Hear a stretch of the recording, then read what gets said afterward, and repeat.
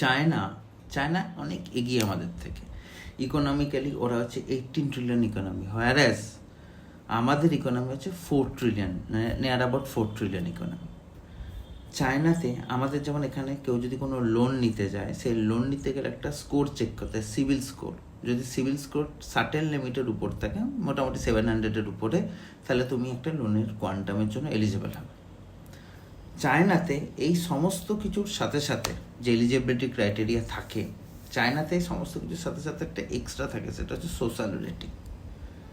যে সোশ্যাল রেটিংয়ে একটা human being সে socially কতটা হেল্পফুল বা সোশ্যালি কতটা অ্যাক্টিভ, সোশ্যালি কতটা ভালো, সেটারও একটা ইম্প্যাক্ট তাদের জব, তাদের লোন পাওয়া এবং বড় কোনো গভর্নমেন্ট জবে অ্যাপ্লাই করার জন্য সেই রেটিংটাকেও ভ্যালিড করা হয়।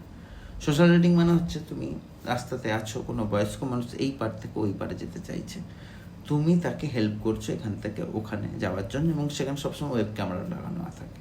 তো যখন কোনো কোম্পানির কোনো ইন্টারভিউ হয় বা কোনো গভর্নমেন্ট জবের জন্য তোমাকে ডাকা হয়ে থাকে, তোমার সমস্ত রেজাল্টের সঙ্গে সঙ্গে এই সোশ্যাল স্কোর মাপা দেখা যায়।